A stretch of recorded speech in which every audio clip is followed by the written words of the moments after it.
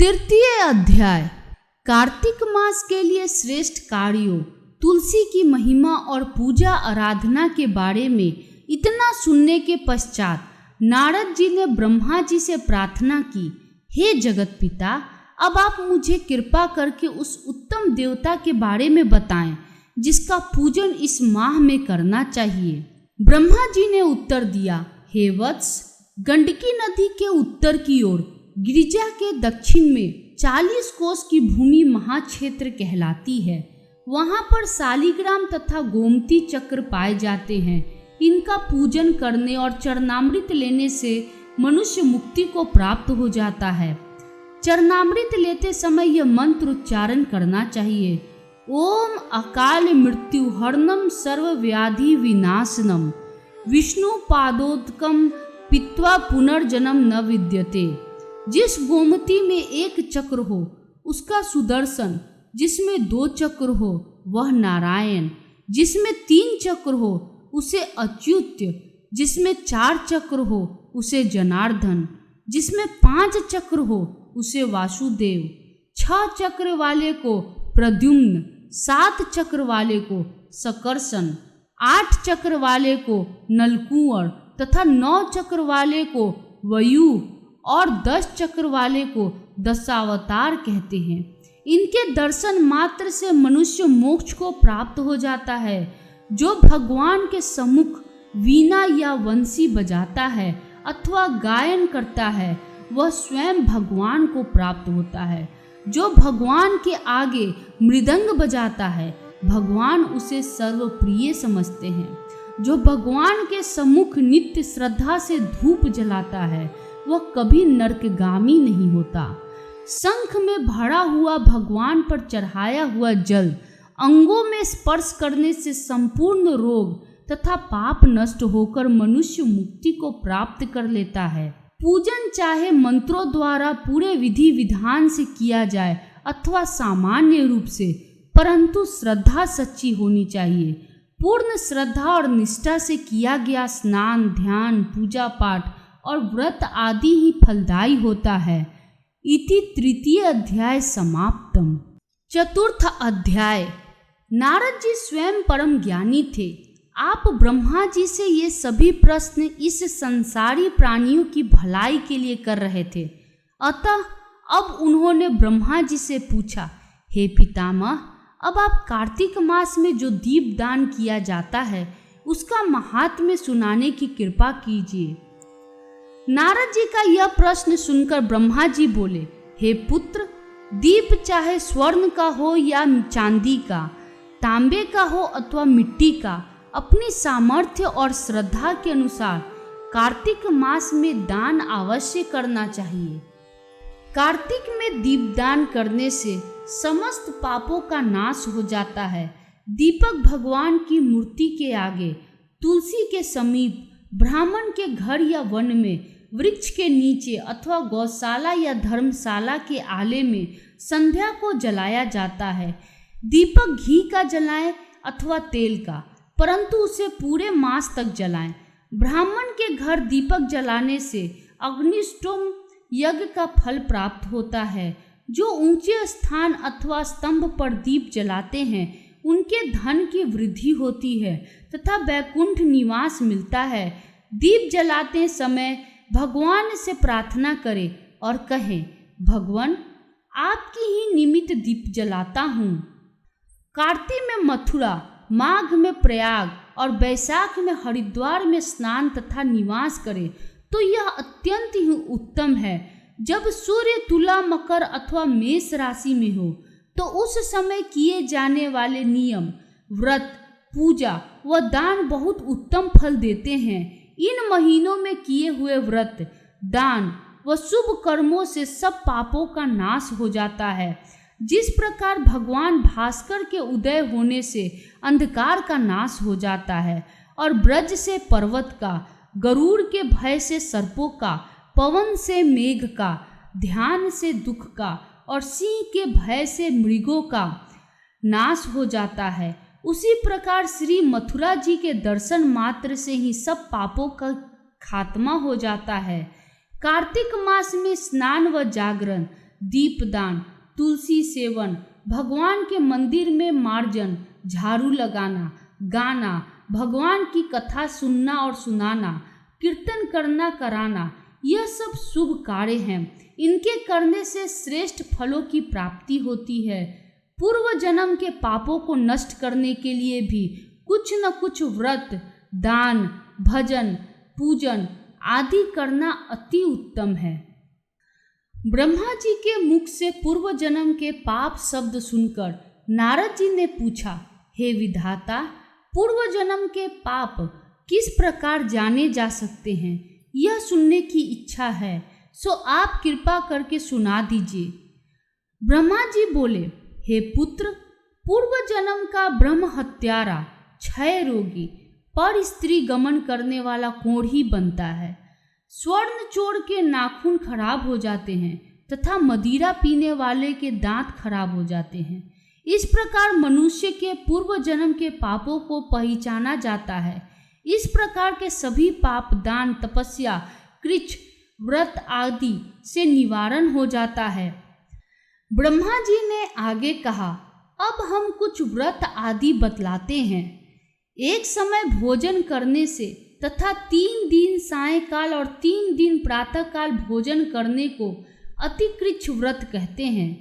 सायंकाल में 12 ग्रास और प्रातःकाल में 26 ग्रास अथवा 24 ग्रास खाने को भी अतिकृच्छ व्रत कहा गया है। 3 दिन खाए और 3 दिन उपवास करे तो वह भी अतिकृच्छ व्रत होता है।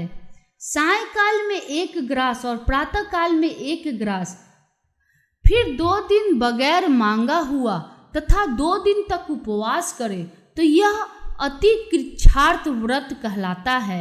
21 दिन तक केवल दूध या पानी पीता रहे तो यह कृच्छति कृच्छ व्रत कहलाता है। 12 दिन उपवास करना पुराक व्रत कहलाता है। 4 दिन कुछ नहीं खाना, फिर सत्तू खाना या फिर छाछ पीना, इसके पश्चात ब्राह्मण को दक्षिणा देना सौम्य कृच्छ व्रत कहा गया है। इसी प्रकार 12 दिन तक उपवास करना द्वादश कृच्छ व्रत कहलाता है। तुला पुरुष का दान करना और गौघृत, गोबर, दूध, दही तथा कुसा का जल पीना और दूसरे दिन उपवास करना यह कृच्छ संतपन व्रत कहलाता है। 3 दिन गौमूत्र, 3 दिन गोबर, फिर 3 दिन दही, 3 दिन दूध और 3 दिन तक घी खाने से भी कृच्छ संतपन व्रत होता है। यह समस्त पापों को नाश करने वाला व्रत है। इसी प्रकार गुल्लर, कमल, बेल के पत्ते या कुसा का जल प्रतिदिन पीना भी उन कृच्छ व्रत है। 3 दिन तक उपवास करके ऊपर लिखी वस्तुओं को पिए तो पूर्ण कृच्छ व्रत होता है। पका हुआ दूध, घी और जल एक दिन पिए और एक दिन उपवास करे तो इसे तप्त कृच्छ व्रत कहते हैं। जल, दूध और घी तपाकर 3 दिन तक पिए और एक समय स्नान करे तो वह भी तप्त कृच्छ व्रत होता है। इसका प्रमाण पानी 8 तोला, दूध 12 तोला, घृत 4 तोला होना चाहिए। कार्तिक शुक्ल चतुर्दशी को भगवान का पूजन करना चाहिए। उस रात्रि को उपवास रखकर और कमर तक जल में खड़े रहकर रात्रि भर भजन करने को जल कृच्छ व्रत कहा गया है। जो इस व्रत को करता है वो वैकुंठ को प्राप्त कर लेता है। कार्तिक सुदी सप्तमी को घी खाकर फिर एकादशी को उपवास पैतामा कृच्छ व्रत कहा गया है। यह पैतामा कृच्छ व्रत करके दिन में भगवान श्री कृष्ण चंद्र का पूजन करे तो करने वाला 3 लोकों में पवित्र होकर वैकुंठ को प्राप्त कर लेता है। कार्तिक सुदी छठ से 3 दिन उपवास करने से महेंद्र कृच्छ व्रत हो जाता है। इसे करके मनुष्य दुर्लभ वैकुंठ में वास पाता है। 3 दिन अन्न भक्षण करने और 3 दिन उपवास करने से पत्र पंचक व्रत हो जाता है। इसे वैष्णव कृच्छ व्रत कहते हैं।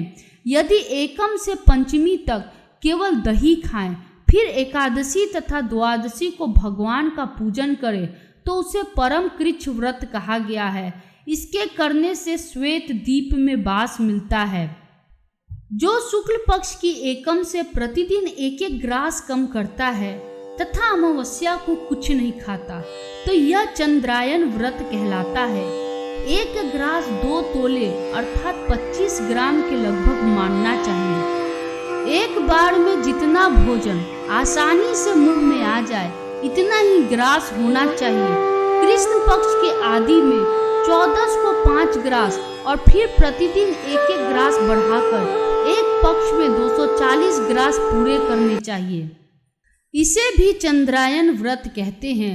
2 सप्ताह गाय के चारों स्तनों का दूध पिए, फिर 7 दिन तक 2 स्तनों का दूध और फिर 6 दिन तक 1 स्तन का दूध पिए, फिर 3 दिन अन्न जल कुछ न लेकर केवल वायु से ही सेवन करने से सोमपान नामक व्रत पूर्ण होता है। यह व्रत समस्त पापों का नाश करने वाला है। गेहूं तथा चावल की कांजी, दही, दूध, घी, जल और पंचगव्य तथा निम्नलिखित सब चीजें नियम पूर्वक कार्तिक मास में खाने से भी साप्तायक कृच्छ व्रत हो जाता है। इस व्रत को करने वाले को भी विष्णु लोक की प्राप्ति हो जाती है। बेल, पलाश, गुल्लड़ का काढ़ा और गर्म दूध पीकर एकादशी व्रत करने वाला द्वादशी को पारण करे तो निश्चय ही वैकुंठ में स्थान प्राप्त करता है। जो व्यक्ति कार्तिक शुद्ध सप्तमी, अष्टमी, नवमी और दशमी को जल कमल खाए फिर एकादशी का उपवास करे तो वह लक्ष्मी व्रत कहलाता है। इस लक्ष्मी व्रत को करने वाले पर लक्ष्मी जी कृपालु बनी रहती हैं और अंत में उन्हें भगवान विष्णु के वैकुंठ लोक में वास मिलता है। प्रातः काल में 4 ग्रास और सायंकाल न खाने से शिशु चंद्रायन व्रत होता है। कार्तिक सुदी 14 के ब्रह्म कुच व्रत में गौरी का पूजन करना चाहिए। इसकी विधि इस प्रकार है। गौमूत्र, गोबर, दूध, दही, घृत और कुसा का जल लेकर इन सबको मिलाकर पंचगव्य बनावे। लाल रंग की गौ का मूत्र, श्वेत गौ का दूध, पीली गौ का दही, काली गौ का घी, यदि किसी वजह से न मिल सके तो दूसरी तरह का भी पंचगव्य बनाया जा सकता है। मिलाए जाने वाली वस्तुओं की मात्रा इस प्रकार है। गौमूत्र 8 मासा, गोबर 19 मासा, दूध 12 मासा, दही 10 मासा, घी 8 मासा और कुसा का जल 4 मासा। गौमूत्र गायत्री मंत्र पढ़कर गंध द्वारा से गोबर, पव पृथ्वया से दूध, दधि क्रावर्यो मंत्र से दही, तेजोमसी पढ़कर घी और दव सैती मंत्र पढ़कर कुसा का जल मिलाना चाहिए। इसको कुसा के पत्तों में रखकर विधिवत हवन करे। वेद के इन मंत्रों से आहुति देनी चाहिए। पहला इरावती, दूसरा इदम विष्णु विक्रमे, तीसरा सवर्ती, चौथा मन स्तोक, 5वां सवती। इन मंत्रों में आहुति देकर बचा हुआ पंचगव्य पान करना चाहिए। यह पलाश के मात्र में या स्वर्ण अथवा चांदी के पात्र में पान करना चाहिए। 1 दिन तथा रात्रि उपवास करे, साथ ही भगवान का स्मरण करे। यदि स्त्री व्रत करे तो अपने पति की दीर्घायु की कामना भी करे। आंवला या तुलसी का पूजन करना चाहिए। व्रत समाप्ति के निमित्त ब्राह्मण को गोदान करना चाहिए। इन व्रतों को करने से व्रत करने वाला भगवान का प्रिय पात्र तो बनता ही है। इस लोक में सभी सुख और ऐश्वर्य भोग कर अंत में मोक्ष को भी प्राप्त करता है। इति 4th अध्याय समाप्तम।